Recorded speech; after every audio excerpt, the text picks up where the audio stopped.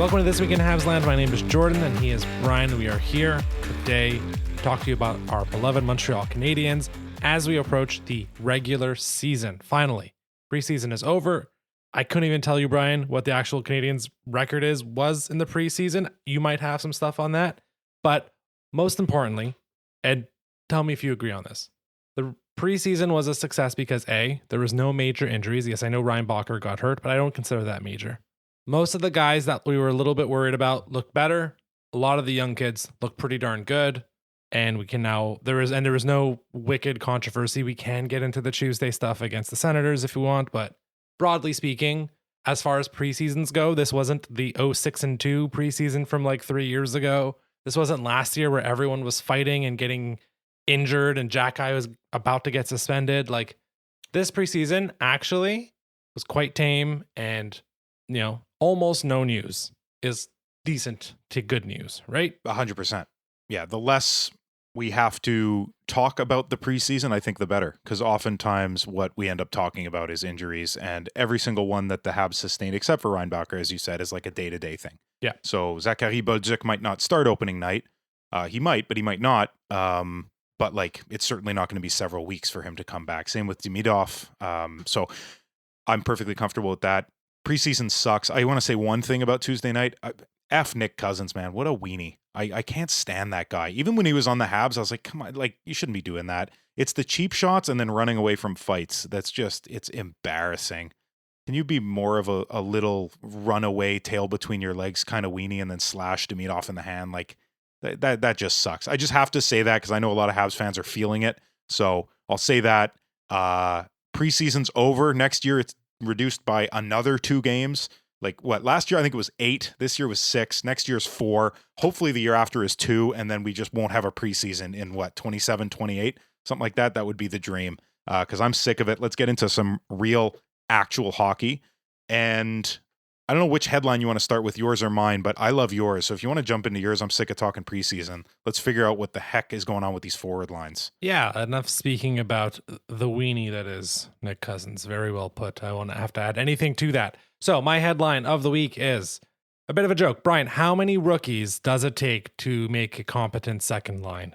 1 to hold the ladder, another to twist the light bulb. That's, yeah, I don't know. Fascinating. So we all thought, kind of by default, I think, Doc, Line A, Demidov was going to be the second line, right? I don't think anyone loved the idea of it, but was like, Doc is number 2 center. He's 2C.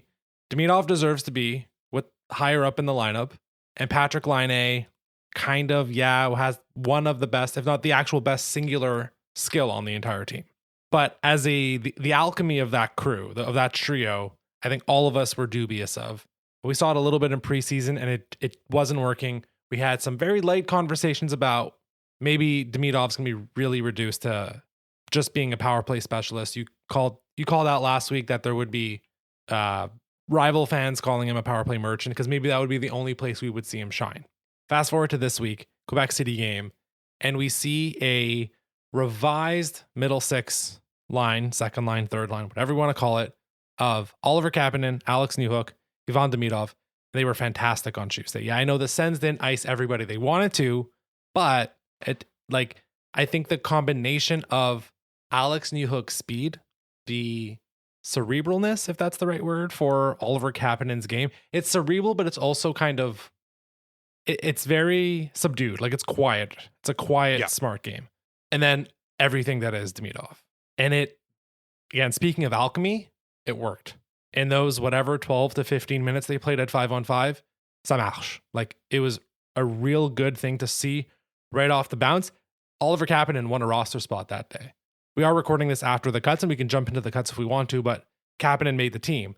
And while maybe it was trending slowly Kapanen over Owen Beck, which I think was the call ultimately for the 12th forward, that cemented it, right? On Tuesday, Kapanen working with Demidov. Yeah, you were searching for a way to describe Kapanen. I like to look at it as just his 200-foot game is incredibly polished. He's not going to burn you in any zone. I think Beck is in the same boat, though. But maybe the quietness of Kapanen's game they were more comfortable with than that high energy play of Owen Beck in terms of trying to, grasping at straws for a second line center.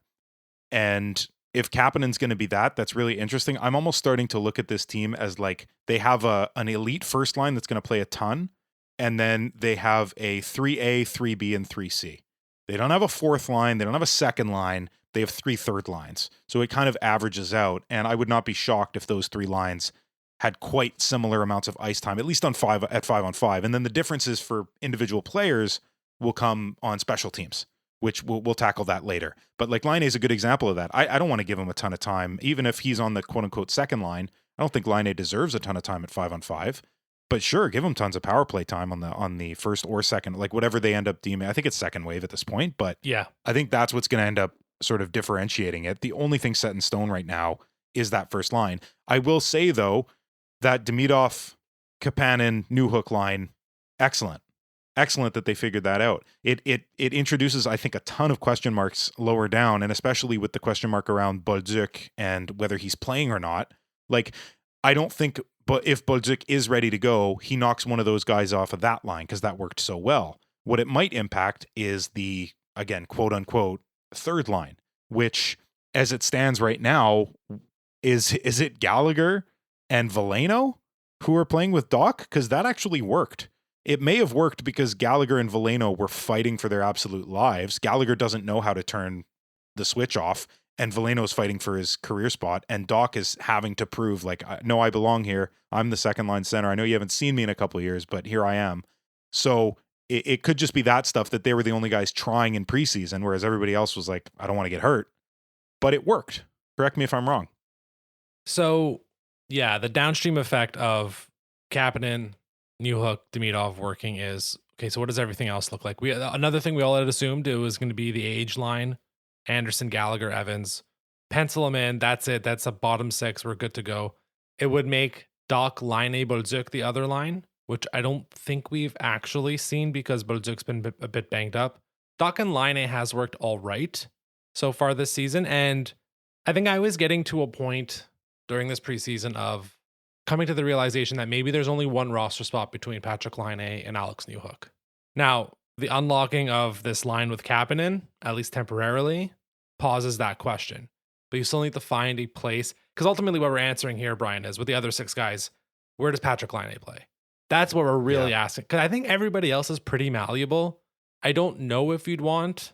Well, I'm just thinking out loud. Like, I'm not sure there's another combination that I'd be like, ooh, okay, we need to make sure we shelter Josh Anderson, or we got to shelter Zach Bolduc. Like, I feel like everybody else is kind of okay. It's what's the best, like, and he's also the most talented guy left at this point, Laine. What's the best way to put him out there? So I still think it's with Kirby Doc, because I'm going to just go down with the ship with those guys at this point. And then it's, who do you put with them? If it's Gallagher, you better be putting out, like, I don't know, like, the Canadiens don't have like the uber super duper defensive defenseman, at least a pairing of them, but like a Doc, Laine, Gallagher trio would scare me a bit. Veleno, I think clear 13th forward right now. You can plug him in, I think, anywhere, and he will just be the Energizer Bunny running around, giving a crap every single second. So to me right now, like, we've answered the Demidov question, which him along with one other guy to me is the biggest X factor. If you're unlocking Demidov, then everything else is, on the forward group at least, is going to be secondary. But it doesn't mean they don't have to figure out what's the best combination for Laine, for Doc, for Evans, for Anderson, for Gallagher, all those guys. Yeah, I think at this moment in time, there isn't a clear answer. We're probably going to have to watch 5-10 games of regular season hockey to find out how they match up against actual NHL teams, against a variance of NHL teams in terms of like top heavy teams with lots of offensive firepower versus teams that have one good line and then 3 defense. But like, there's just too many moving parts, I think, to know at this very moment. I think it's really interesting. You're dead on. I didn't look at it that way, but I am now. Patrick Laine is the one guy that you can't just go, yeah, he can go anywhere. Everybody else is pretty malleable, like you said, very versatile. So that's a very positive thing. I love Joe Veleno. I came in with no expectations, and maybe that's why he's soaring off the page to me, because I was like, okay, yeah, 13th forward, but if he's in the lineup, I'm happy. I saw him the same as Samuel Blais, and Samuel Blais didn't perform the way Veleno did. That's why he, didn't make the cut, or was cut. But yeah, I love Veleno. And then on the Demidov thing, the one thing I want to say about that is it's a thrill to me that he's been unlocked without having to break up the top line. I thought the only way he'd be unlocked this early is if he got a chance with Suzuki. And they didn't have to do that. They're balancing out the large amount of skill that they have on the wing in the top six. At least it seems that way at this moment. So what I think is going to be something interesting to track is last year, towards the end of the season, St. Louis was comboing the first line with Gooley Hudson, primarily Hudson, but Gooley Hudson, right? The pairing. I wonder this year, Demidov with who is like, are they going to play around with like is MSL going to have a bit more flexibility with, I can throw out Hudson with either pairing. Is there a preference that let me put the Dobson pairing out there with the Suzuki line? And that way I can add even a little bit more spark to the Demidov shift if I put Hudson and Gooley out at that point. I think, again, these are just options. And St. Louis talked about it. Like, this is the first time in his tenure where he's had any type of depth, any type of options. And it's like, I mean, it's obviously been progressive over the years. These guys didn't all just fall in his lap overnight, but it's been progressively, iteratively building brick by brick. The point where now, like the first few cuts, if we're looking at Owen Beck and Florian Jacki and Adam Engstrom, even Jacob Fowler, if you want to go to the goalies, that's the strongest the bench has ever been for the first call-ups. Forget the guys on the actual team. Yeah. So, well, both. Yeah. Both. Actual team is the strongest, and the call-ups are one of the most depth in the Atlantic. We'll get into that. We will, but like, just while we're on the subject, like the depth of the Montreal Canadiens, a few guys could go down with injury. I'm going to do what I always do, knocking on wood. Yeah. But a few guys could, and what changes? Okay, Beck comes up, or Florian Jacki comes up, or Adam Engstrom freaking comes up, who already looks like he's NHL ready. So again, another guy that you'd have to put the caveat, if he's playing his ass off, everybody else was trying not to get hurt. So maybe he looked better because of that, but I think in a vacuum, Engstrom is pretty well ready. Yeah, so that yeah. I think broadly, like, unsurprisingly, St. Louis slowly, even in the postseason, right? Like, there was a constant search for, like, how the hell can I unlock Demidov? And maybe it is because he's 19, 20 years old. Just like, you need to give him a bit more support early on. He will, I think we all believe he will eventually become, I mean, he's already the play driver, but he needs a bit more support. And that's why last year, I forget what it ended up being, but I think he was centered by Jake Evans by the end, because Evans was the most, like, we weren't touching the Dvorak line and obviously the first line, and it was, we'll put the next best center we have that we trust, and that was Jake Evans. And that way we got just like 10% more out of Demidov. It's completely unsurprising that MSL, even during just the preseason, was like, okay, let me move things around a bit, and then boom, okay, it's going to be Kapanen and Newhook with Demidov to start. And I don't see a reason why this couldn't be a trio we see for months and months. Yeah. So yeah, I agree with that. With that, Brian, let's jump over to your headline of the week. So mine is a question as well, less of a joke. Mine is, can the Montreal Canadiens come out of the gate strong this season? And obviously we all remember last year. Some of us might be trying to forget. Habs were 5-10-2 in mid-November. Bottom of the league, trashola. Just awful. This really bad start kept them out of the playoff spot, nearly kept them out of the playoff spot, I should say, that they earned through their phenomenal play to end the year. Martin St. Louis has said a top priority for his team this year is absolutely to hit the ground running, so that you're not facing that really steep uphill battle later in the year. In like starting in December, they had to be a well above 500 team, and I'm talking well above, to make up for that awfulness early in the year. I think several players looked like they were in midseason form in one game or another in the preseason, or at least in bursts. Not all did. So I'm curious to know, first of all, like, do you think that they're going to come out with a stronger start? I'm hoping they do. And then, who's already in midseason form? Who are you not worried about on the Canadiens roster? Okay, so let's work this through. Why? Like, maybe let's reverse engineer it. Why were they not great to start the year last year? So one was the adjustment to the new defensive system, the hybrid defense that they were playing. It took them 15, 20 games to figure that out. They made some small modifications to it. Eventually, it was fine. Okay, that's not changed. That's the same. So, okay, that's likely not going to be an issue going forward. The roster has not changed that much. Noah Dobson's a smart guy. He'll fit in perfectly. Yep. Okay, 1. 2, the roster wasn't quite set. Caden Primo was the backup goalie. Justin Barron was getting a lot of ice time. Patrick Laine was injured. Alex Carrier was not on the team. We've talked about this ad nauseum. Yeah. Okay, those guys are there, and we think they got better, talent-wise, on paper. All right. And then the other bit, and this is where the question you're getting to. I'm doing the homework you've already done for the listener, but like, I think it's important to remember it wasn't just what we're about to talk about. It was other things too. Two guys specifically, Kirby Dach and Juraj Slafkovsky, were not great to start off the season last year. Slav eventually got it going 20, 30 games in. Dach, he did to an extent, but it was still very hit and miss. And it doesn't take away that like the October, November was an issue for one reason, and then December, January, February was an issue for another reason. So the question is, okay, who could be the guy that you might be a bit worried about? But you asked the positive version of the question. So I'll answer the happy part of it. Who do you think right away is like, he's on, he's ready? The first line, like they were a bit snoozy on Saturday night against the Sens until they're like, fine, we'll score. But yeah, right. Broadly speaking, they're going to be fine. I have no worries about it. That we have our like Habs regular season manifesto. We don't get worried about Nick Suzuki in October. I have fallen for it. You have fallen for it. I believe multiple times we have fallen for this. Yeah. He's fine. He's going to be fine. They're already looking great. So I'm totally okay with that. I think Lane Hudson has not missed a beat.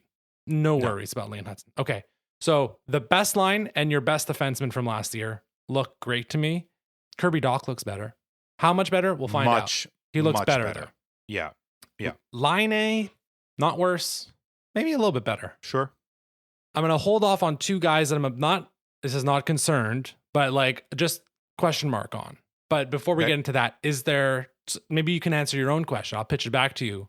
Who has looked like what you've seen so far from training camp and preseason where you're like, okay, this guy's ready to just floor it on game one on Wednesday the 8th? I kind of said the lead early by mentioning Gallagher and Veleno before, but your bottom six is going to be energetic as hell with those two guys. I think Evans is more than ready. I think Anderson is more than ready. And I think basically all of the defensemen showed enough to me to show that they're going to come out of the gate, not only in, I guess, top shape, high speed, but intelligence too. The things that I worried about a couple guys last year, I'm not as worried about. Lane Hudson was so engaged in the defensive zone. He's also fighting for a roster spot on Team USA for the Olympics. That's part of it. He's fighting for these contract negotiations he's going through as well, which I think we can put it. Everybody's talking about the contract negotiation. I think until something's signed, like why speculate?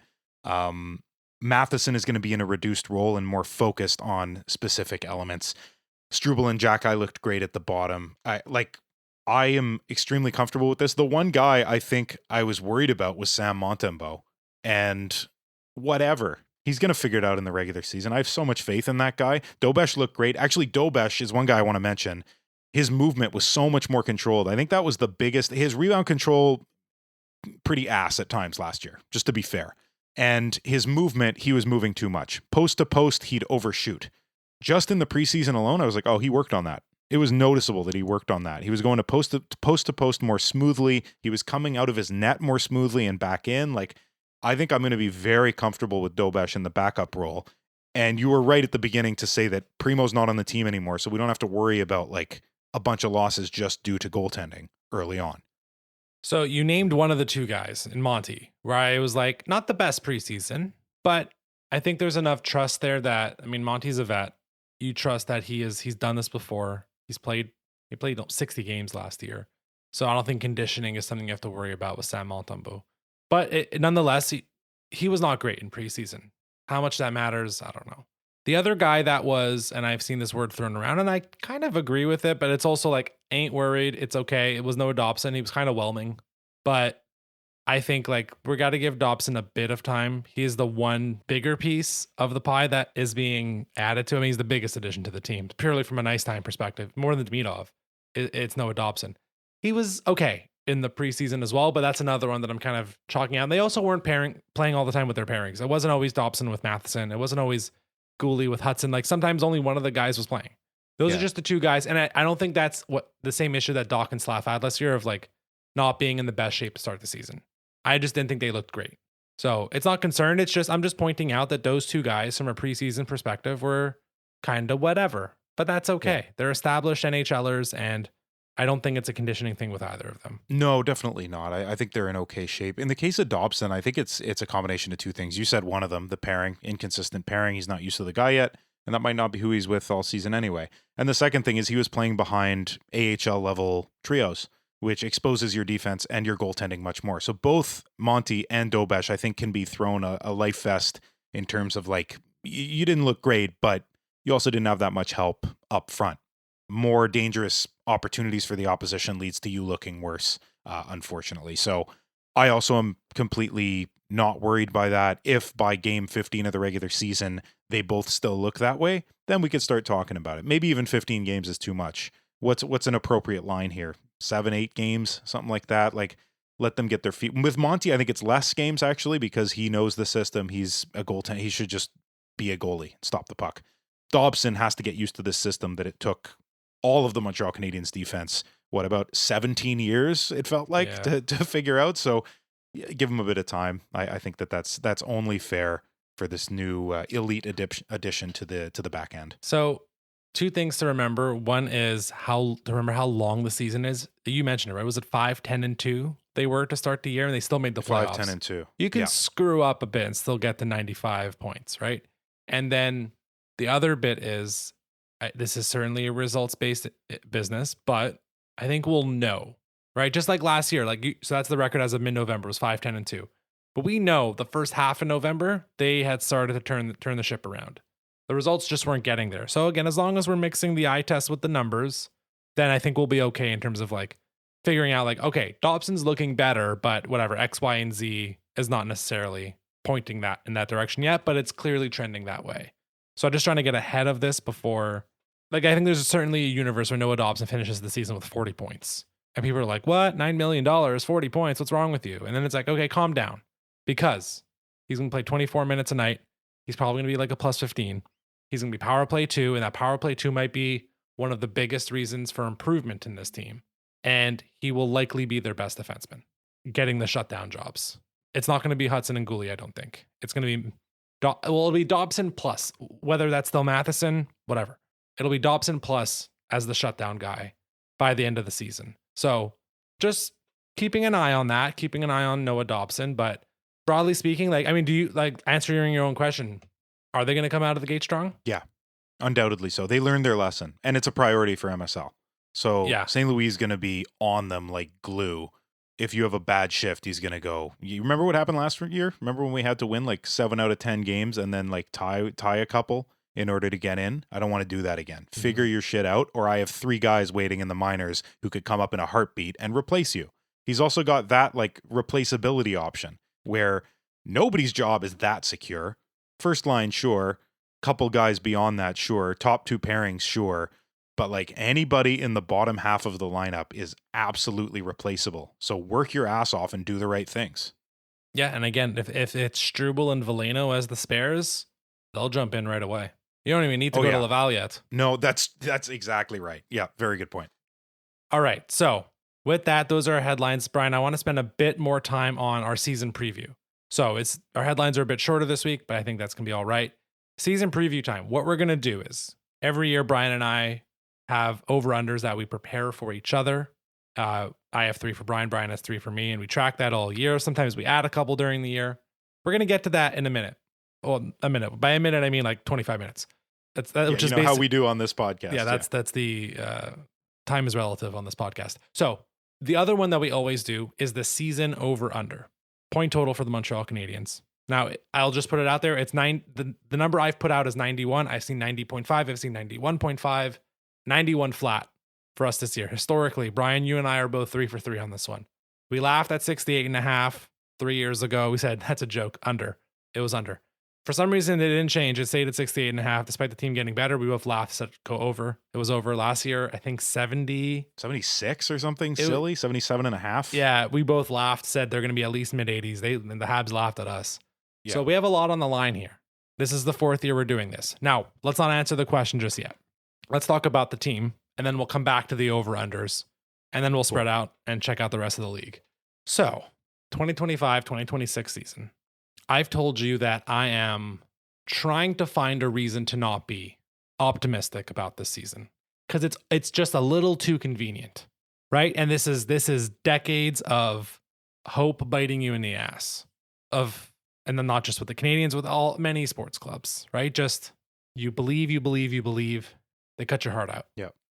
Now, this is one of the best rebuilds I've seen, especially from a fact that you do not have the star defining of a generation, Matthews, McDavid, McKinnon, LeBron James, Kevin Durant, like none of those like gonna completely change your franchise. Andrew Luck, all that's like they've gotten great guys, and Demidov, it might be it, and Hudson's a fine, but like they never got like the, oh my god, they won the lottery. And this year, everything's gone pretty damn well. On paper, I've already said the team's gotten better. So I'm looking for reasons, Brian, like, okay, what am I missing here? What are we all missing for us not to say 100 points, second round, third round, beyond the cliche crap of like, my favorite criticism has been there's tape on Lane Hudson now. Teams have tape on Lane Hudson. What's it, like snail mail? Did they not get it by like game 4? That's been my favorite criticism. That's amazing. It's that. The like they're young, it's a young team, blah blah blah. Even though there's guys that have been to a cup final, they made a playoffs last year. Okay, I want to address that really fast. You can watch as much effing tape on Lane Hudson that you want. He's still gonna deke your shorts off. Yeah. He's still gonna make you think he's going left, and then he's gonna go right, and then oh wait, he was actually going left the whole time. So watch all the tape you want. He's still gonna deke the crap out of you. Back to you. Yeah. I just want to address that silliness. Totally fair. So, reasons to not be optimistic. I'm sorry to start this way, but I feel like we have to do this part. Sure. Otherwise, let's get into it. We're just like drinking the Kool-Aid. Okay, they were super healthy last year. 7 guys played all 82 games, including Suzuki, Caulfield, Lane Hudson. So, I mean... your 3 most important players. Yeah, your 3 best players last year played every single game. That's right. Now, and then on the opposite end, Patrick Laine missed 30-ish games to start the season. The Reinbacher stuff didn't really affect the Habs. Gouli missed time with the weirdest injury we've ever seen. And then a couple other guys were, bumped up, missed 5-6 games. No one else other than Kirby Dach missing the last quarter of the season really affected the main team, really.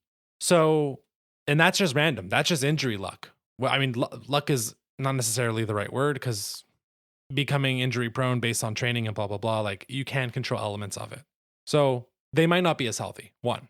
Now, the counter to that, we've already talked about. The depth has never been better. Yeah. That you can call up Florian Jackeye to fill in for 15 games. And I don't know if anybody who loses their first line center, their number 1 or number 2 defenseman, their starting goalie, you're going to hurt. We're going to talk about the Panthers at some point. Like, it's going to hurt. I think the Canadiens are decently suited to plug in here and there as best as they can. So, health, 1. I'll rattle off a few more and then I'll let you jump in. Regression among the core. Like Suzuki, maybe that was his best season. Lane Hudson, again, videotape has finally made it to all other front offices. Cole Caulfield, 37, maybe that's the high mark. Slav kind of, maybe not regresses, but plateaus. So I'm just trying to think here, like, okay, the guys who are in their early 20s, that's it. Those were career years. Next, and we've talked about this too, Kirby Dach, Patrick Laine is as painful as last season to watch, and MSL's hands are kind of tied and has to play them. And has to play them together, and that line sinks and sinks and sinks.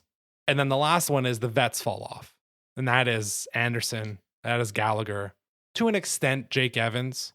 Although again, Evans falling, at least from an offensive standpoint, like he had that run at one point, that heater. Even if he doesn't have that heater, I don't know how worried I'd be. But that's the other bit, that you have a Savardian fall off in terms of like, we thought David Savard was pretty good 2 years ago, and then last year he was quite poor. And if he wasn't a vet, he would have gotten scratched a bunch. Or if the Canadiens had any defensive depth last year, he'd have gotten scratched a bunch. What happens if Josh Anderson loses another step? What happens if Gally, Father Time, finally comes back around like we thought it was going to a couple years ago? So this is just like, I'm trying to figure out, how do I not say this team gets 104 points and finishes second in the Atlantic? So I'm trying to be like, let me see the other side of it. Does any of this make sense? Like, did one part grab you more than another? Or am I just like concern trolling at this point? Some of it's concern trolling. The like Suzuki, Caulfield, Hudson, Slavkovsky not getting better, I don't buy into at all. Maybe one of them. I think Hudson, you've scratched the surface of what he's capable of. Maybe offensively, he gets similar amount. He's worked on his shot all year, by the way. It looks way more lethal than it was last year. Only scored 6 goals. He could be in the double digits. Caulfield has more to give. Suzuki, 89 points. Let's see 90 plus. And then Slavkovsky, I think if he starts strong, he'll have that pace all year. He knows what the 82 game schedule is now. So I think he'll be able to play a more forceful game all year and be more effective, get more points, etc. The vets falling off, that one's fascinating. Gallagher, I pray to God that wasn't his swan song last year, that like, that last, sorry to get morbid for a second, but like when a family member or a friend or whatever is in the hospital and like they start to look just amazing and cerebral, like they come back to who they were for a day, and then the doctor calls you and goes, yeah, you got to come and see them because that's the last day. Like, I pray that's not what's happening to Gallagher, and like last season was like his last day in the sun before his career's over. Because the years prior to that were bad, but they were bad because of injuries. And the way he plays, I thought his career would be done at 28, and here he is, 32 years old, 33 now? Still going strong? I think he's 33 now. At least he will be at some point this season. I think he still has more to give. Anderson just unlocked this new part of his game last year. Not quite as old as Brendan Gallagher. Still has a lot to give, I think. Evans, I don't see as a problem. They wouldn't have signed him to 4 years if they didn't believe that at least 3 of those would be good Jake Evans years. I'm trying to remember the other things you said. The book on Hudson is, I addressed that. Is the Doc Line. Okay, we have one, no choice, but we have to play them, but it's not working, and we're bumping our heads against the wall. And meanwhile, one of the middle 6 lines is killing you every night. Right. So it not working could totally happen. I believe more in Doc than I do in Line, but with both of them, there's too many question marks to say, no, they're going to be good. I don't believe, though, that MSL will just be like, hands are tied, got to keep them there. Like we said before, there's too many options in Laval as the 13th forward and on the other lines that Liney's the only non-versatile guy. You move anybody else into any other thing and like they'll be serviceable. So I'm not worried that he'll get stuck in a rut and be like, no, this is the way it has to be. You guys figure it out. I think he'll at one point, if it gets bad enough, realize our season's slipping away. We need a real second line. He'll move things around. I have one negative to add that I want you to address, and this brings me to the first over/under, not the one that we did before. We'll answer at the end, but this is my first over/under I'm giving to you. The last few seasons, the Montreal Canadiens have won by a little and lost by a lot. Does that change this year? Because winning by a little, losing by a lot means that you're getting some bounces. It means that close games are going your way, but if you're losing badly fairly often, which they did in some blowouts and sometimes just by like 2 or 3 goals, but if you're losing like that a lot, the way statistics works, it could bring you down. And they might, like if they play a similar season, they might not end up with 91 points like they did last year. It was equally probable that they ended with 82 points last year than 91 if a few bounces don't go their way. So, like I said, last season they were minus 18, 21st in the NHL in terms of goal differential. They need to bring that up. So my over-under to you, I'll let you answer it this way, goal differential of 0 for the Montreal Canadiens. Do they score more goals than they give up? So I looked at this one and I couldn't find the exact number, but I'm pretty sure they got caved in October. And if you take out October, they might actually have a positive goal differential. I can't confirm that, but certainly if we extend it to that mid-November number or mid-November date we brought up earlier, I think it's going to be above 0. And this is not just at 5-on-5, right? This is all all goals. I just looked at goals for, goals against. Yeah. So I will take a positive goal differential. So that's over a goal differential of 0 that I'm going to take. And this actually goes into something I wanted to talk about. So that's all situations. We're going to get back to the special teams in a minute. Can they finally be better at 5-on-5? Because and you're talking to everybody except the first line. Yeah, of course. Yeah. And honestly, the first line will probably get better at 5-on-5 if the rest of them are better at 5-on-5.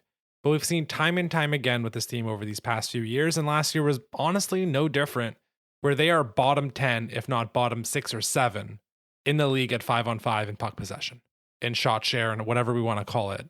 And that needs to change. 100%. If the pie in the sky idea that some of us have of this team being really good this year, if you're still 25th in shot attempt percentage, you're not getting any better than a bubble team.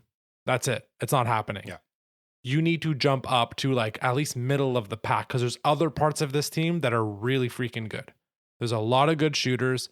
The power play is going to be pretty good. We're going to get to the penalty kill with some question marks. But please fix 5-on-5. That's what we've been wondering. Can they do it? The first line cracked the code. They figured it out. In years past with Sean Monahan, they've had some better success as well. It all comes back to Kirby Dach. But maybe it comes back to the Kapanen new hook, which we didn't really talk about, who's the actual center on that. I think obviously Depends where the face-off is, I think. absolutely depends where the face-off is. I do wonder, like, from what I could gather on Tuesday in Quebec City, like, it was very much like whoever, it wasn't like, okay, I have the center duties defensively. It was, I am closer to the middle of the ice and got here first. On a back check, I will take the center role. It seemed very fluid, and not like Demidov was a little bit less there, but it was definitely Kapanen and Newhook being like, oh, he's already there. I'm going to go take the F2 spot.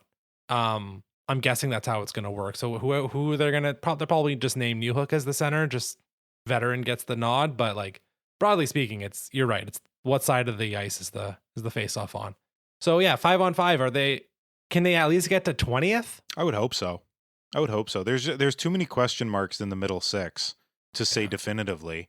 But if the first line's a little better, like they're already elite, but if they're a little better even, that helps. I certainly don't think that Gallagher, Anderson, Evans, Veleno even are going to hurt you. Like the vets, I think are going to do okay.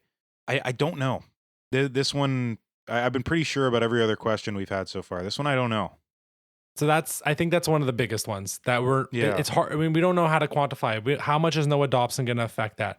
How much of legitimately Arbor Jacki looking like a better defenseman and Alex Carrier being That's now huge. part of that third pairing. Yeah. Just lifts those, like that third pairing can go from a 36% shot share to 45%. And that will do a world of a difference, right? Like those are the margins we're talking about. We're talking about the second line that was often in the high 30s, low 40s in shot share. What if it creeps at just 50, which is still not excellent or elite for a second line. But if Kapanen and Newhook Demidov can just go pound for pound, with the other second line, 20th. Let's be mediocre is all I'm saying at 5-on-5, because this team will find other ways to excel and be better as the 5-on-5 progressively gets better. Yeah, I agree with that. So something else I wanted to also talk about, it's not necessarily in the reason to be worried, but I think the Eastern Conference will be better this year. So specifically, it's the Rangers. The Rangers are the team that everyone's kind of pointing to. And I know we're going to talk about our NHL wide thoughts in a bit, but just in terms of from a Habs perspective of what else can go wrong is, well, they squeaked in 8th last year. One team, the Rangers, a lot of people are going to pencil in as okay, well, they're back. The Rangers will be back. Florida can't miss the playoffs because they're the Panthers. So Detroit could be a bit better. We presume Ottawa is still going to be, I mean, Detroit didn't do much. Buffalo, we're going to get to Buffalo. Point is, the Habs did a lot to get better as well, but I think there's also just quality-wise in the Eastern Conference, other than Pittsburgh, most teams are we're trying to make the playoffs. Whether they believe it wholeheartedly, and especially by December or January, if they still believe it, if the Islanders still believe it, it's a little weird. But that's the only other piece where I'm okay, a lot of teams think they're really good in the East. A lot of teams are going to be going for it. And maybe there is the same way the Rangers kind of regressed last year. Are they the team that just kind of back up and they're a 102-point team all of a sudden? So that's the other piece. I don't see how a New York Rangers team whose problem was defense would do better with a worse defensive core. They lost D'Angelo, and I don't know. I don't think the Rangers scare me that much. Shesterkin is always great, and they have good forwards. Trocheck is good. Whatever. They don't scare me. I don't think that's the conversation anymore, though, Jordan. Okay. Is this a pie in the sky view to think that it doesn't matter what happens in the wild card anymore? We're going for that third Atlantic spot? Who's top of the Atlantic? I've seen the Lightning penciled in there. Ever since the Panthers lost a bunch of dudes to injury, crucially important dudes to injury, I've seen Tampa being penciled in there. Since the Leafs lost Marner, nobody believes in them anymore, which is hilarious because their problem has always been way too much money on a few guys. Nyes is on a better deal than Marner was, and Nyes looks great, and Tavares took less money, and they're going to acquire someone eventually. Those are the two teams. Ottawa's in that conversation as well, in that mix of similar to us looking for an actual Atlantic spot. So I don't know that the conversation is even about Columbus or the Rangers anymore even. If we're really realistically talking about 100 points, that's not a wild card team anymore. That's a third in the Atlantic team. Right. Well, as someone who bid $58 on Andrei Vasilevsky in our fantasy hockey league, which, by the way, what's the over-under on references to our fantasy hockey league this season? 29,000? I mean, hopefully none, because only 8 guys care about that, because it's an 8-guy league. Yeah, but 2 of those guys have microphones. Those to a minimum. Yeah, it's rough. Anyways, I don't know. I don't think the wild card is the conversation anymore. I think the Canadiens being successful is contingent on them being in an Atlantic spot. If they happen to fall into a wild card and make the playoffs anyway, that's fine. That's okay. But I think the goal now should be do better than last year. What's better than last year? Get in an Atlantic spot, a division spot. Okay, so starting to wrap up the Habs conversation. I think it might sound trivial, but ultimately, the biggest X factors on this team are the new guys, like duh. But specifically, and we've mentioned them a bunch already, it's Noah Dobson, it's Ivan Demidov. I don't think any individual or team-based outcome from last season so far outpaces what we should be expecting. Like there's not such a wicked outlier that it's like, okay, well, that's definitely not going to happen again. There's no Zach Hyman scoring 50 plus goals on this roster, right? So those things are not going to come crashing down. Maybe Suzuki's not 89 points, he's 84 points. Maybe Caulfield is not 37 goals, he's 34 goals. And then again, it could also just swing the other way, right? But I don't think there's enough of a like, holy crap, that might be the outlier.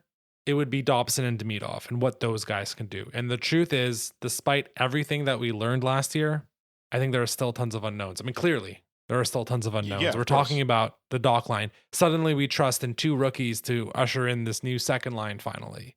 And that's why this over-under, that's why people think 91 points is the number. Because while we learned a lot, this is the new baseline. And everyone's like, oh, they can basically just do that again. How much more can those guys give? We don't know. How much does Demidov affect the team? Truthfully, we don't know. And how much does Noah Dobson change the chemistry, or not the makeup and the distribution of the top 4 on the defense? And that's how I got to that at the end. Like, I know we still have other over-unders to do. I'll just go. I'm taking the over on the 91. I think you are too. Yeah, I'm on board. Part of me, I think I said 102 earlier. Like that's the high end that I think I see. Okay. Because I don't think it's unrealistic, but there's just too many question marks to go up that high. So I know we also give our own numbers at the end of the day. I'm putting up 96 points, which is bubble range usually for a wild card spot. But I couldn't get the triple digits. Where did you land? Had I spoken first, I would have said that, but let me be different. I'll say 97. Okay.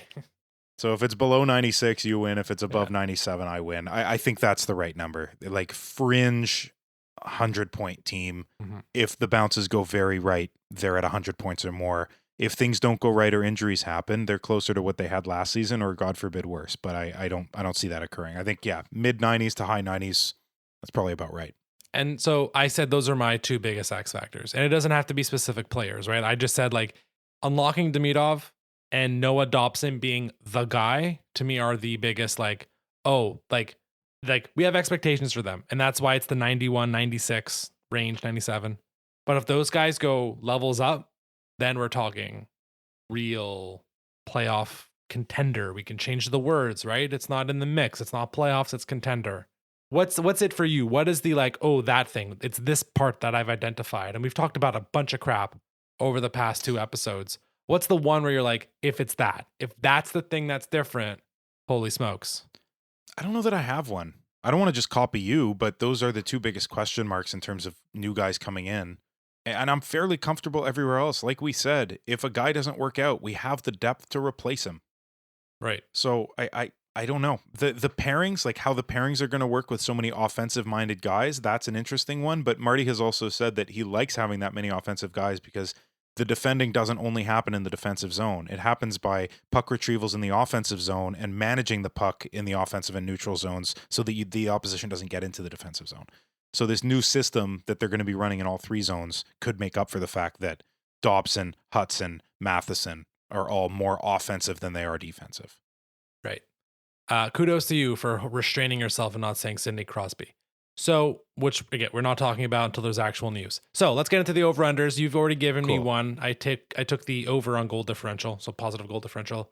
Yeah. For my first one for you, again, we've mentioned it, but let's get more specific about it. Total shots on goal this year by Lane Hudson, 145 for the entire regular season. Over or under? So last season he had 91. He's worked on his shot a ton. He played all 82 last year. That's definitely a factor. So he had just over, 1 shot per game. He will get more. I don't think he hits 145. I think he'll be at like 120, 130. He's just still a little too deferential, which when you have Caulfield on your power play, or Line A or whoever, you should be deferential, or Suzuki, like, pass the puck to the guy with the better shot in the better position. So I'm taking the under, but if he got the over, it wouldn't astound me. And if he does, then he's probably getting double-digit goals or more, because that shot does look very, very good. Yeah. I think there's been quite a bit of work on that. Like it looks a bit different. It looks a bit more, you said it's more lethal looking. I think 10 to 12 goals is like totally in range at this point. Brian, do we have a couple minutes for me to complain about a popular podcast that talked a lot about Lane Hutson earlier this week? Always. Okay. So there's a popular NHL podcast that tends to favor the Toronto Maple Leafs, which is fine. That spoke a lot this week about two Montreal Canadiens, Noah Dobson and Lane Hutson. One of these co-hosts was claiming that Noah Dobson is going to be annoyed he's on a power play one, and that's going to mess things up in the room. And like, despite the fact that this man has gotten the second richest contract in club history, and you'd think he'd have like a giant ego on it. So that was that. I'm going to classify that as stupid Leafs fan making stupid comment. The other one that really ticked me off was their discussion about the future Lane Hutson contract, which there's been some minor reporting on of like, they think it's kind of close and they think Hudson might take a bit of a discount. It's, I think, Darren Dreger or Elliot Friedman, Pierre LeBrun, two of those three guys reported it. I forget which one didn't actually report it and just kind of parroted it. So seems good. They were irate that might be the case.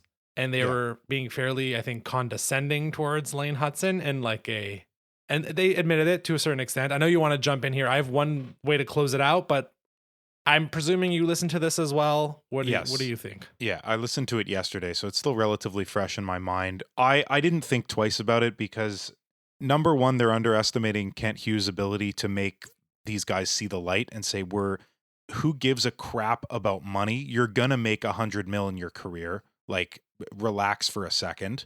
You want a Stanley Cup, right? Like that's the view that Kent Hughes is taking with all his guys, and it's worked every single time. Who's taken way more money than they deserve? Mm-hmm. Yeah. Nobody can name one on the Montreal Canadiens. It was Bergevin giving those crappy deals, not Kent Hughes. So that's number one. The other thing they said that absolutely pissed me off was that, well, if Hudson doesn't take a lot of money, then he's not on Team USA's radar. Hilarious. Completely not related to this. The only thing keeping him off is the fact that they have a lot of offensive small defensemen, and they didn't want yet another one.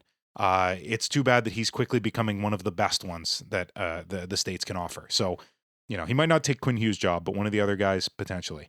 And then on the Dobson thing, I agree. I think that's just silliness. If you're winning, like they did admit in the end, if you're winning, it doesn't matter what role you have. The same way that Josh Anderson was happy to change his role because he was a big part in them making the playoffs because he was able to change his role. So I don't know. I don't buy into this stuff at all. I think that these guys are more motivated to win than they are to just make a stupid amount of money. And then the last thing I want to say about this is, you said it best, stupid Leafs fans.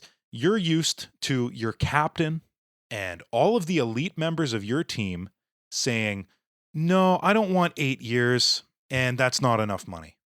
Yeah, that's the world that you live in. So I understand that you're biased and you can't comprehend why Nick Suzuki would take under $8 million, or why Cole Caulfield would take just under that, or why Lane Hutson will not take 13 to 15 million, which is what you silly gooses said he is worth. Which, look, maybe in a few years, absolutely true, that's what he's worth.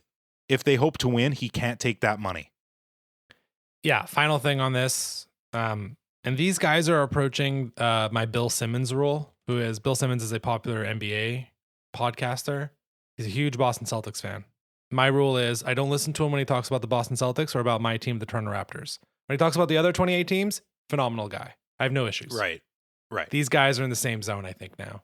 Talking Leafs, I turn it off. They talk Habs, I turn it off. They talk the other 30 teams, I'm going to listen. Yes, and we have to say that because they are good. Yeah. They do great work. We've said it before. We like what they do. We're not mentioning who they are because, we'll mention them when they do something that we like. I think that's the nice way to do it. But yeah, you know what? I like that. When they talk Leafs or Habs, let's shut our ears. But yeah, I'm glad you addressed that. Yeah. Buddy. Okay. Let's rifle through these last few over-unders. I'll throw another one off to you. It's another big one. Total saves this season, regular season, by Sam Montembeault, 1,305 for the listener. I believe he was north of 1,500 last year, just to level set it. So 200 less saves. Yeah. So Monty definitely is going to play less this season than he did last year. Number one, Dobson is going to be trusted way more than he was last season. He's a year older, looked a lot more controlled, like I said in the preseason. I know it's just preseason, but like when you just look at the form or in terms of his movement, he seems to be much less erratic than he was last year. That's very positive. Number two, there were very long stretches of games where Monty played them all, including some back-to-backs, because Primo could not be trusted to start a game. He just couldn't. Now that Martin St. Louis has not only one, but potentially three guys he can trust as backups, Dobson, Kapanen, Fowler, and even if you don't believe in Kapanen anymore, like two solid backups, he'll do so. And therefore, Monty will play less. And then I think what the most important point is for me, number three, Montemo got hurt in game 3 of the playoffs last season. Part of what caused that injury may have been the wear and tear of a 60-plus game regular season. So if we have realistic playoff aspirations, which we do, and the Habs would like to go further with Monty and net, there's no way in hell they're playing him 60 games. They're not going to run him as hard as they did last year. Also, we're going to give up less shots on net per game because the D-core is better. 1 year closer to their prime, they're older, and I think the forward group is also better. So all of those arguments I've just said are arguments for him making fewer than 1,305 saves. All that being said, I still don't know. I'm going to take the under because all the evidence points there. Okay. But, like, I don't know. Yep. That's fine. He might play 56 games and have, like, 1,380 saves. I'm going to take the under. Taking the under. Okay, what do you got for me? So, for you, I want to talk about the special teams. The number that I'm looking at is the combined special teams. So when you add the power play percentage to the penalty kill percentage, last year the combined special teams was exactly 101. The penalty kill was at 80.9. The power play was at 20.1. Put that together, it's 101. I'm putting that at the exact same number. And the question in layman terms is, will the power play improve more than the penalty kill worsens? Right. So I think that's the exact way to look at it. The power play is added Demidov, Dobson, and Bolduc on power play 2s and 1s respectively. Meanwhile, the penalty kill has lost their two of their 3 best forwards, and Yoel Armia and Christian Dvorak, and of course lost David Savard. I don't know how much that one really hurts them. So I think we'd be anticipating some jump up. And you said last week you think up to top 5 is possible, which would be probably closer to 24-25%. And if that's the case, we're not going to see that much regression from the penalty kill. I also think Oliver I would presume it's Kapanen and Newhook as PK2 on the forwards. I don't know if we ever actually totally saw who it's going to be after Evans and Anderson. But based on how the power play is lining up, it seems like those would be 2 guys you might want to throw out there. I'm going to take the over. I believe in the power play improving way more than the penalty kill regressing. A lot of this comes down to Monty. Monty got a lot better on the penalty kill last year. Maybe that sticks around. I'm sure part of that is scheme. So for now, I'll take the over on that. I think the special teams will continue to be a net positive for the team, making up for the downside of its 5-on-5 play. One more for you, and this is one that I know bugs you to see this number, but oh yeah, total team penalty minutes 760. Now Florian Jacki not making the team. I didn't expect him to make the team, so I didn't bake this in, but double Jack Eyes would have just demolished this number. So 760 total team penalty minutes, over or under. Yeah.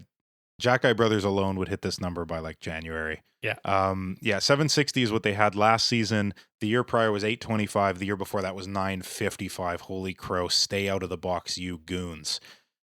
I think this was maybe the thing that I harped on the most and regret because it took so much time out of our podcast last year that like all year you and I discussed how damaging their lack of discipline was to their ability to win close games.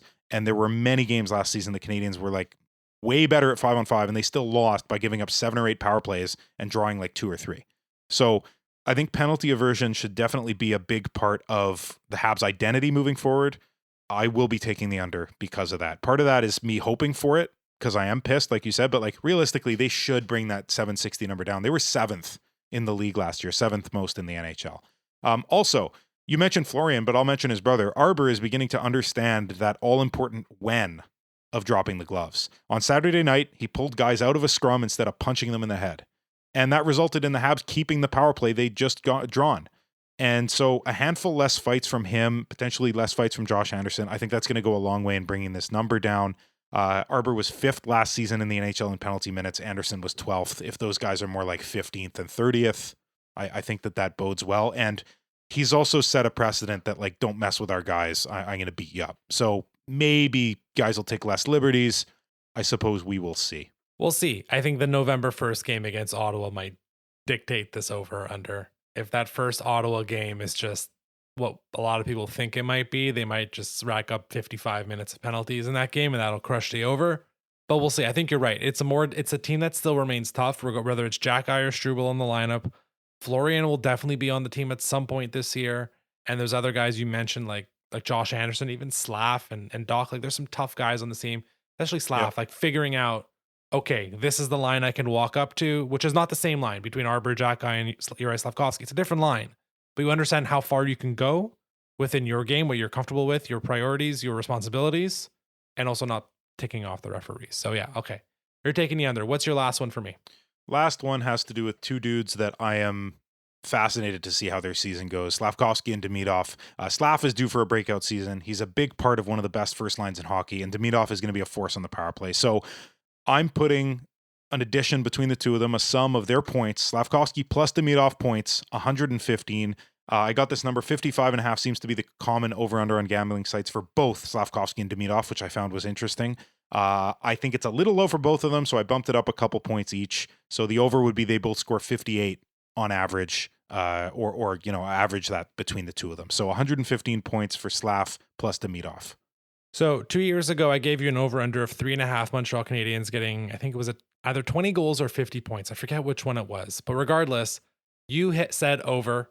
So all year I was rooting against it. And Slav got it on the last night. Again, he got 50 points and 20 goals. So I forget which one it actually was. And then last year, you gave me an over-under. I believe it was like 209.5 points by the first line. Yeah. And it's another one too, where like, despite the fact that I'm rooting for the team all season, I'm just like, does Suzuki get that second assist? Damn it. And what happens basically last night of the year, or I think maybe game 81, they hit the over on it. I'm sick of rooting against them. I don't care about, I'm not going to give you anything more analysis than that. Bump the over. Let's have fun watching these guys this year. Who cares? Amazing. I think it's really interesting. Either we both messed up and you were, you picked two high numbers and I picked two low. You picked 3 overs and I picked 3 unders. We'll find out. Kind of interesting. We both picked the over on the total points, though, which I think we're both going to be right about. Yeah. Okay. I know we're starting to go a bit long, but I did want to have a bit of a talk about the league before puck drops at a ridiculous time on Tuesday afternoon, 5 p.m. puck drop, because that's definitely when we're all done work and done our day-to-day responsibilities. No one's watching that game. All right, Brian. So we're going to rifle through a couple quick ones here. A couple quick questions. And these don't have to be long answers. We can just kind of go speed round. And maybe if you find a pocket you want to talk a little bit more on, let's get into that. So give me one team you are way higher on than others, and maybe one that you're a bit lower on than others. The lower one I said already, the Rangers, I don't believe in at all. Everybody's saying they're due for a comeback. I think they're going to meander once again. Higher than others, everybody forgot about the Devils because Jack Hughes was hurt all year, and so they didn't perform well. I've been picking the Devils for years, and I'm still picking the Devils. I don't care what anyone says. A healthy Devils team is a contender for sure in my books. How about you? Also had the Rangers on lower. Old guys got older is what I wrote. Yeah. That's well said. And this is something that I think shows in the Senators every now and then. We've talked about it, you and I offline, about the Leafs. Captains matter. Who your captain is really matters, because it's not like they're like super inspirational dudes, or I mean, most of these guys are pretty boring to talk to, but like they set a precedence for what is acceptable in your franchise. That's really what the captain does. Like, oh, I see his effort level, I'm going to match that. Oh, I see what he does with this, I'm going to make sure I can do that. I know where this is the tolerable line. And the two examples I use is Brady Tkachuk and Austin Matthews. Brady Tkachuk is a terrific hockey player. I don't think he should be the captain of the Ottawa Senators. But I would, like, he's a great hockey player, but he sets a precedence on what type of hockey player, what type of stupidities you can get up to. And this is probably a good reason why Brendan Gallagher would not have been a great captain in his like early prime, because you see a lot of the annoying, unsportsmanlike stuff that kind of gets under people's skin. And that becomes a precedence of like, oh, I can go out. This is the Senators. I can go do what Brady Tkachuk does. And that's how you get stupidities at what happened on Tuesday night. Austin Matthews is the same, where the precedent is set, where it's like, it's contract time. I'm here for me and me only. Yeah. And look, that kind of just ran through the entire Leafs like a poison. JT Miller is the captain of the New York Rangers now. So Yeah. End of statement. So also lower on the Rangers. Very well said. I don't know if I'm higher on a team that I make a joke about later in our rundown. So I'm just gonna say now it's the Buffalo Sabres. No, you're not. Is it bad? Really? Is it bad that I've come around on the Paterka trade? No, that in a vacuum is not bad. That's fine. Like, whatever. Like Kesselring helps balance out that defense, and I think it makes it have a bit more sense going forward. I like Ukko-Pekka Luukkonen as their goaltender. I think there's still a bunch of talent on the offensive side. Now, it's the owner that's the poison, not the captain. Dahlin is freaking incredible. He might be the most underrated player in the league. He's paid properly, but he's super underrated. Just keeping an eye on the Sabres. I'm not saying they're making the playoffs, but like I'm also saying like it might be April 7th, and it's like, oh crap, the Sabres have 89 points and need to win out to make the playoffs. Like I think there's a real chance that they're like, oh wait, how did the Sabres make the playoffs all of a sudden? I think that's much more reasonable than what I thought you were saying, which was that like they're in the playoffs and contending. No. That I don't believe. I don't know when a team perpetually should be better next year, every single year, and then never is. I don't know how you predict a playoff run for them. There's also the side of like, well, it has to happen eventually. Like the statistics have to even out. I don't know. Hey, you know what? If you're right, man, you'll be the only guy in the world predicting that, except for Buffalo fans, basically. Okay, let's go with the two most hated teams in the league. Panthers, then Knights. Let's start with the Panthers. Is it possible the Panthers miss the playoffs? It's possible, but I don't see it. I think at worst they're like a last wild card, and they make it. I think Bob is great. I think like Anton Lundell is just like so valuable to them now, especially with the injuries they have. He's going to take a much bigger slice of the pie in terms of ice time and responsibilities, both offensive and defensive, and I think he's exceptional. So like they have a really good team surrounding those dudes that were injured. Yes, it's a huge hit, but like I don't know that it brings them out of contention completely. So there's this interesting pattern of, so first of all, 4 straight Stanley Cup finals is basically hasn't been done since the 80s Islanders and the 70s Habs. So that's that level of unprecedented that we're looking at. This team has played 100 games each of the last 3 seasons. These guys and these are hard games they play. Like they play dirty, and we can get into the crap they pulled and the Lightning pulled on Saturday night if we want to. But what we do see with these like team, we can call them dynasties or whatever, there's gap years. There's years where it's like, oh, what happened there? Oh, they're back. Oh, wait. Okay, never mind.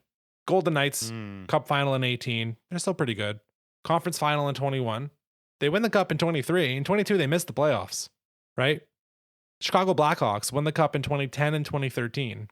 In 2011 and 12, they're out in the first round. They're barely a playoff team in 2011. Right. Now, there's injuries, but still, there's injuries to the Panthers. Yeah. The Devils are the other one. The Brodeur Devils, they win the Cup in 2000, make it to the finals in 2001, out in the first round in 2002. They win the Cup again in 2003. Like, there's these concepts of like, your dynasty doesn't end because you don't make it all the way. Like, there are years where you just suddenly drop out. And I have a feeling this is what's going to happen to the Panthers. I also have a tough time predicting them missing the playoffs entirely. But there's a universe where like 90, I don't think 91 points is the wild card again this year. Like the Habs at 96. No, probably not. We didn't say, but playoffs are not actually when we brought up 96. 96 is not a guarantee to make the postseason. Yeah, it depends on the year. Depends on the year, right? There's years where you need 100 to get in. There's other years we need 91 to get in. Okay, that's compelling. I mean, so you don't think that it's an end to this quote unquote dynasty, which feels gross in my mouth, but like that's what a proper current modern dynasty is the Florida Panthers. You just see it as a little blip on the screen and then they're back and next season. Okay. To an extent. Look, I could see that. I think that that's totally fair. I could see them going out in the first round. That for sure. Like just too much hockey in too little time. To not make the playoffs at all would surprise me. But hey, look, if you're right about Buffalo and we're both right about Ottawa being better and Detroit surprises, like there's 3 teams right there that could overshoot them. I'm hoping the Habs overshoot them. We definitely should now. Right. Like that's a bar we should definitely reach. Are the Golden Knights going to be the the hate that I love them team for everyone this year? Maybe for everyone, not for me. No chance. I will never like Vegas. I just won't. Jack Eichel, Mitch Marner on the same line. Tons of talent up top. They still have Shea Theodore. They still have a lot of stuff at the back end. Aiden Hill. Like, they were great last year. Yep. Best team in the Pacific in the regular season. They ran up against the Oilers. Oilers had their number. Yeah. I'm not saying they're not good. They're going to be great. I just won't like watching them win. All right. That's what I'm asking. I'm not asking you if they're going to be great. I'm just like, you're not going to be tuning in if there's a matinee game and we get a 4 p.m. Vegas game to watch and it's, oh, Vegas is playing Minnesota. Let's tune on for that. Well, maybe I will, but I'll be like, go Minnesota, go. Okay. Kick their ass. All right. Let's move quickly. Anaheim and Utah. These are the sexy teams. These are the trendy teams. I went way off the board with Buffalo. Who has a better chance of making the playoffs, Anaheim or Utah? Oh, man. I think Anaheim, because their stars are like on the cusp right now. And maybe you could say that about Utah as well, but I just, the center depth that Anaheim has scares me. They look real good. And Dostal could like come out the gates real strong. Did you draft Dostal? I did, but I wasn't going to mention that. Okay. But yes, I did. Yeah, they could be good. I don't know. Utah could be good too. Neither of these teams is on my radar for contention at all. Just playoffs. But for playoffs, like I'm just looking now at where, I don't even want to get into that. I don't know. I'm going to go Anaheim. I like their center depth a lot. I like their youth. Tons of skill there. Fun team. Yeah, I'm going to go with Utah because I don't want to root for Joel Quenneville. Next question. Okay. Two last questions. One is ad hoc. I didn't actually write this one down for you, so you're going to have to do this off the top of your head. Give me the order of the Atlantic teams, 1 to 8.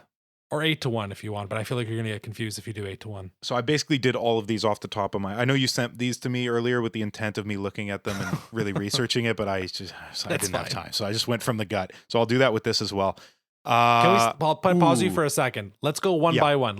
Do first, and I'll say my first, and you say second, and I'll say my second, so we can build up the drama on who we believe in. Okay. Man, Tampa, Toronto, I can't decide who's in the one spot. Tampa. I just can't decide. You're going Tampa? Tampa. I think you're probably right. They did some good work. Yeah, okay, let's go Tampa. I think that's right. Then Toronto is 2. Ooh, you don't seem so sure. You think it's the Habs? No, I said 96 points, man. It's Toronto 2, and then barely, though, over Ottawa for 3, is what I'm saying. Oh, interesting. Okay. I don't believe as much in the Leafs this year as I have in the past. Marner is going to hurt their regular season numbers. Like, that's just c'est évident. Like, that's what it is, man. Like, sure. And Ottawa, but Matthews was kind of trash for what he can do last year. So like, Marner made up for that. No, he's 1 on, 1 off, and this isn't this on. Is the on Suppose it like he doesn't have one of the best playmakers. I think I said that last week, but okay, Nyes will help him. Okay, Toronto 2. He's good with Domi too. Yeah, Toronto 2. So are you on board now, or you're sticking with Ottawa? I'll put Ottawa 3. Toronto 2, Ottawa 3. Okay. I want to put Montreal 3. I'm really confident in this team. And although I think that Ottawa looks great, I think they're going to be split up by like 2 points, and the Habs are going to take it. Do you want to revise your 97 then? Do you think 97 points is enough in this division to get third place? No, because I'm hedging my bets. Okay. Right. I'm bound to be right in one of them. Yeah. No, I don't know. Yeah, that's a fair point. You don't get third with 97 necessarily. It depends on the year, but most likely not anymore. Too many ties in the NHL. Okay. Yeah, let's have fun. I just can't put Ottawa above us. I just can't do it. It hurts my heart. All right. So you have Habs 3. I have Ottawa 3. Now comes the Florida question. I'll go Habs 4, Buffalo 5, Florida 6. Florida's out of the playoffs. Wow. I'm not doing that. Detroit 7 and Boston D&E does not exist. Yeah, Boston is at the bottom for sure. That was the only one I was really sure of going into this. I have Florida 5. I want Detroit 6 and Buffalo 7. I don't believe in Buffalo. Prove me wrong. Let's have some fun. Prove me with wrong. Yeah. Okay. Side question is over. Who is in the Stanley Cup final? Who raises the Stanley Cup? So I already said it's not going to be Florida. I want to go back to Jersey. Why not? I mentioned them before. I think Jersey's a wagon. And then when we ask this question every year, I never give it to Edmonton, and then I'm proven wrong. And like, how close can you be so many times without winning it? I think Edmonton gets there and finally hoists the cup. And if not them, it's Dallas. Okay, so I'm pretty sure this is verbatim what you said last year. You said, oh, really? Did I pick Edmonton? You had Jersey out of the East, and you're like, I'd like to say Edmonton, but Dallas is probably better than them. I'm pretty sure it's exactly what you said. All right, well, at least I'm consistent. Okay, Vegas out of the West for me. That's the wagon. Yeah, you're probably right, but. And then I'm here believing in the Tampa Bay Lightning, which I'm pretty sure was my Cup final prediction when the playoffs started, and then the Panthers happened. So I'll take VGK over Tampa. I'm so sorry, Bram, but that's those are two damn good hockey teams, and I don't see the Leafs having enough juice in the tank. Stolarz is great, but I don't see them being able to make a deep run with the current roster that they have. They've done good work, but there needs to be a bit more there. Carolina, I just can't get there. I know that's the sexy pick right now to come out of the East, the switch it up pick. I can't get there with the Hurricanes. They play different hockey than everybody else. Washington's not going to be the same. The Devils, I need to see. I know you believe in them. I need to see a bit more from them. The Rangers are a bunch of geriatrics. The Sens are too undisciplined. The Panthers are too hurt. Like, I can go through it. It becomes Tampa Bay by default. So the other two teams I'm curious about, could Minnesota surprise, and is Colorado due for a comeback? That's the name. Yeah. It's McKinnon, Makar. Yeah. Two of the four best players in the world. If your thing on Edmonton as well, like, they're just so much. I think goaltending, they're going to be much better. So the Central's not going to be as devastating, I think, as it was last year. I think everyone's seeing Winnipeg maybe coming back down to earth, not necessarily like falling off the face of the earth, but coming back down to earth. Yeah. It's still Dallas in the way of Colorado, and we've seen how that goes.